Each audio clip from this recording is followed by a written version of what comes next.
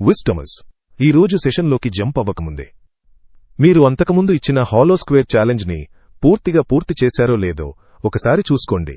ఎందుకంటే ఈరోజు టాస్క్ ఆ లాజిక్కి డైరెక్ట్ కంటిన్యూయేషన్. ఈరోజు మనం నెస్టెడ్ లూప్స్ ప్రపంచంలో ఇంకొంచెం లోతుగా వెళ్తున్నాం. మరియు నేను ఎంత చెప్పినా తక్కువే. మీ కోడింగ్ జర్నీలో ఈరోజు మనం చర్చించే ఈ పాయింట్ ఎంత ఇంపార్టెంట్. Stay focused. మన సీక్రెట్ వెపన్ లాజిక్ని నేరుగా ప్రోగ్రామింగ్కి మ్యాప్ చేయడం. ఈ మైండ్ మ్యాపింగ్ టెక్నిక్ని ఉపయోగించడం ద్వారా మీరు ఇంప్లిమెంటేషన్ని చాలా సులభంగా హ్యాండిల్ చేయగలరు.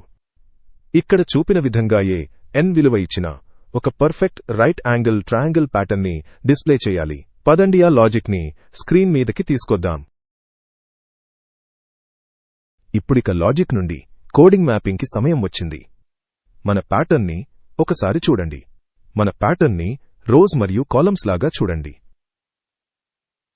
మనకు క్రితం ఉదాహరణ నుండి తెలుసు. ఔటర్ లూప్ అనేది రోస్ ని సూచిస్తుంది. ఇన్నర్ లూప్ అనేది కాలమ్స్ ని సూచిస్తుంది. x విలువ 1 అయినప్పుడు ఇన్నర్ లూప్ మొదటి లైన్ని డిస్ప్లే చేస్తుంది.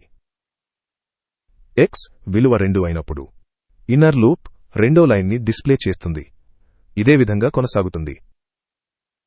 మనం గమనించాల్సిన ముఖ్యమైన విషయం, x విలువ 1 అయినప్పుడు ఇన్నర్ లూప్ ఒకసారి ఎగ్జిక్యూట్ అవ్వాలి. ఎందుకంటే మనం ఒకే ఎలిమెంట్ని డిస్ప్లే చేయాలి. x విలువ 2 అయినప్పుడు ఇన్నర్ లూప్ రెండుసార్లు ఎగ్జిక్యూట్ అవ్వాలి. ఎందుకంటే మనం 2 ఎలిమెంట్స్ని డిస్ప్లే చేయాలి. ఇదే విధంగా కొనసాగుతుంది. ఇన్నర్ లూప్ అనేది ఔటర్ లూప్ మీద ఆధారపడి కంట్రోల్ అవ్వాలి. ఇక్కడ చూపిన విధంగా ఇన్నర్ లూప్లో xని ఉపయోగించి మనమది చేస్తాము.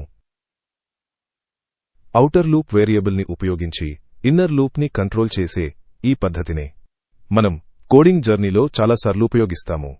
ముఖ్యంగా డేటా స్ట్రక్చర్స్ మరియు కంపిటిటివ్ కోడింగ్లో. కాబట్టి సరిగ్గా అర్థం చేసుకోండి. తర్వాత మన కంపైలర్స్ ఉపయోగించి కోడ్ని ఎగ్జిక్యూట్ చేయండి. ఆ తర్వాత సొల్యూషన్ కోసం చూడండి.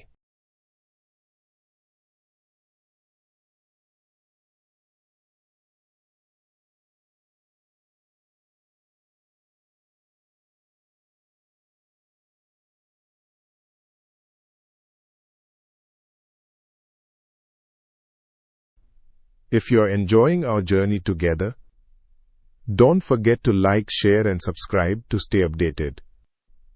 For more deep dive resources, including practice quizzes and real-world projects, visit the Wisdomers app at www.wisdomers.in. Let's keep building together.